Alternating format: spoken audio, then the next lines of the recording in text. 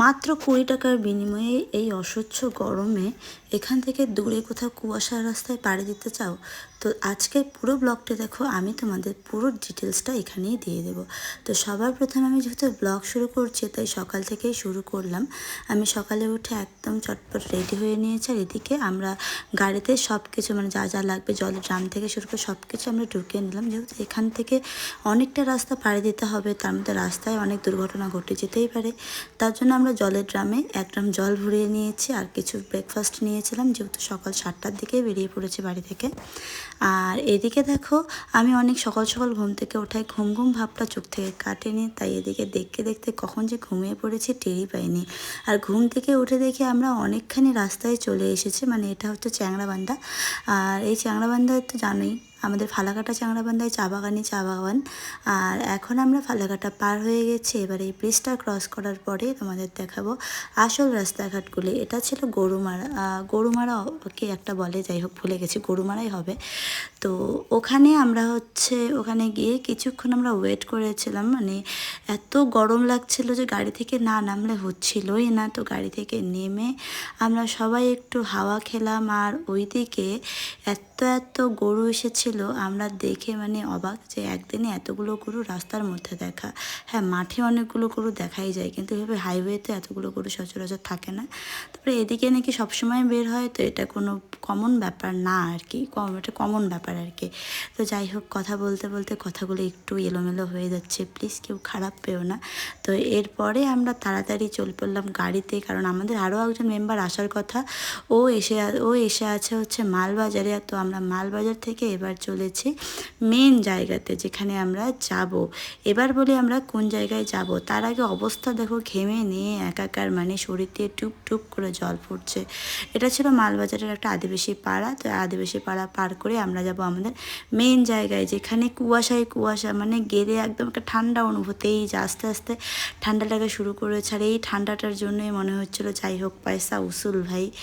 আর আজকে এবার বলে দিই আমি তোমাদের আমরা কোথায় গিয়েছিলাম। আমরা গিয়েছিলাম লাভাতে।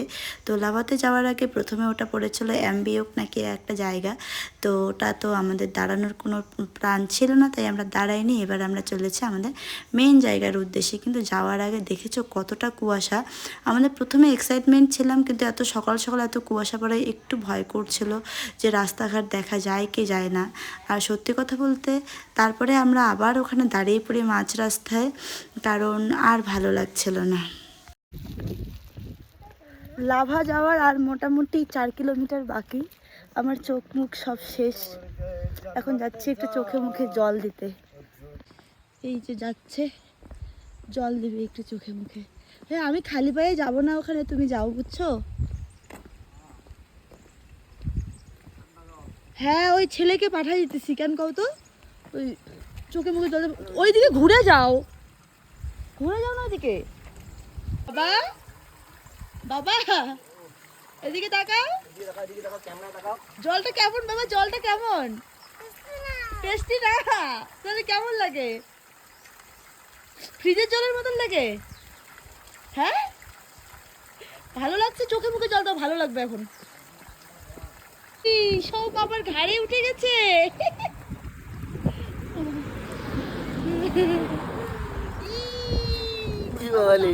চলো ওকে জামা চেঞ্জ করবো, গাড়ি আসছে, গাড়ি আসছে। চলো চলো চলো চলো। চোখে মুখে জল দেওয়ার পরে তোমাদের পুরো জায়গাটা একটু দেখালাম। আর এইদিকে যেহেতু গাড়ি ছেড়ে দেবে বলছে, আমরা তাড়াতাড়ি দৌড়ে গাড়িতে উঠলাম। গাড়িতে উঠে এই যে দেখতে পাচ্ছ একটা ছোট্ট বুদ্ধ মন্দির, ওটা পার করেই কিন্তু আমাদের মেন টার্গেটে আমরা চলে যাব। আর আমরা তাড়াতাড়ি চলে গেলাম আমাদের ডেস্টিনি জায়গায় আর কি, ডেস্টিনি প্লেসে লাভাতে। আর ওখানে গিয়ে কিন্তু সত্যি কথা বলতে এত এত এত ভালো লেগেছে যে বলে বোঝাতে পারবো না। আর জায়গাটা দেখছো, মানে একটা কি বলবো, পরিবেশকে যে কতটা ভালোবাসতে পারে এই জায়গাগুলো না দেখলে না তোমরা বুঝতে পারবে না। আমরা যেমন গাছপালা সবসময় কেটে ফেলি, এখানে দেখো সব কিছু ঠিকঠাক অক্ষত অবস্থায় রেখেছে, রাখার পরেও একটা পরিষ্কার পরিচ্ছন্ন ভাব কিন্তু থেকেই গেছে পুরো জায়গাটায়। এই জন্য আমার এতটা বেশি ভালো লাগছিল। তো এবার আমরা চটপট জায়গাটাতে একটু হাওয়া ঠাওয়া খেয়ে আমরা নেমে পড়লাম গাড়ি থেকে। নেমে এবার যেহেতু সকালবেলা আমাদের কিচ্ছু খাওয়া হয়নি, তাই আমরা এবার চলে আসলাম খেতে। আর খেতে এসে সবার প্রথমে আমরা অর্ডার করেছিলাম মোমো, আর মোমোটা ছিল চিকেন মোমো। তারপরে আমরা কি কি খাই দেখো। কি খাবি? क्या खाना है? क्या खाना है? क्या खाना है आपको? क्या? मोमो। ये पहले जो बोला वो बोलो फिर से। क्या बोला मेरे लिए? और की पता আছে? ফাইনালি কিছু খেয়ে নেই, খাবো। স্পুন? দামা। স্পুন দেবে, স্পুন দেবে। কাকুয়া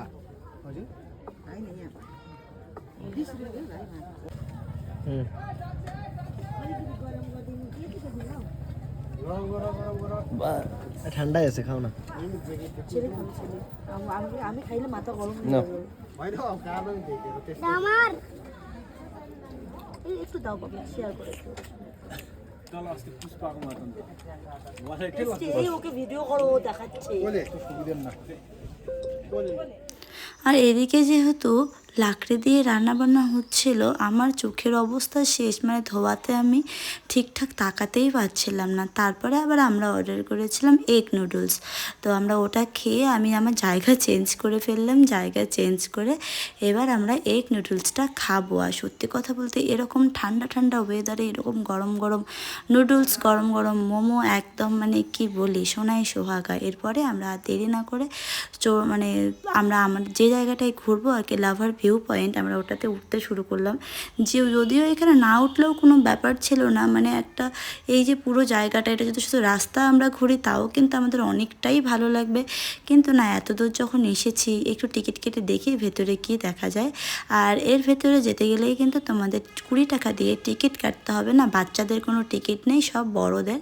তো আমরা এবার টিকিট কেটে ভিতরে ঢোকার সময় যত ভেতরে উঠছিলাম তত ভালো লাগা একটা মানে ছেয়ে যাচ্ছিলো। কারণ ওটার ভেতরে যখন কুয়াশাগুলো শরীরের মধ্যে তোমার মানে ধাক্কা পাবে না, তখন একটা আলাদা একটা ঠান্ডা অনুভূতি হয়।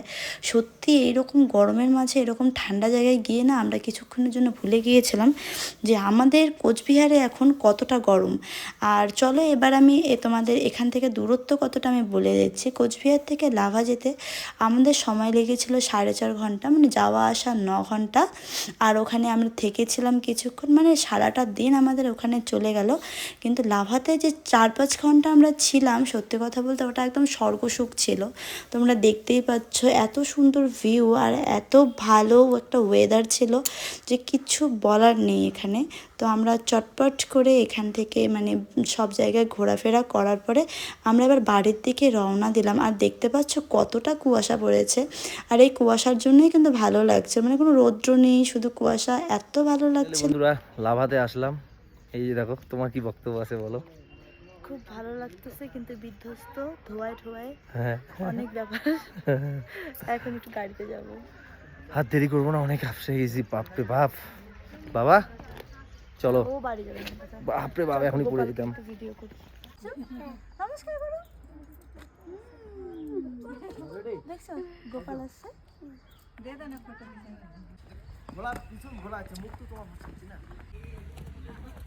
এরকম করে কেউ নামে?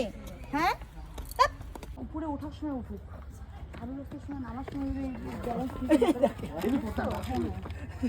লাভ লাভা দেখা যাচ্ছে, দেখো ওই যে I love lava, I love. তাহলে পুরো ব্লগটা তোমাদের কেমন লাগলো প্লিজ প্লিজ প্লিজ কমেন্ট করে জানিও। আর যারা যারা ঘুরতে যেতে চাইছো লাভাতে, তারা প্লিজ দেরি করো না, এক্ষুনি চলে যাও, খুব সুন্দর।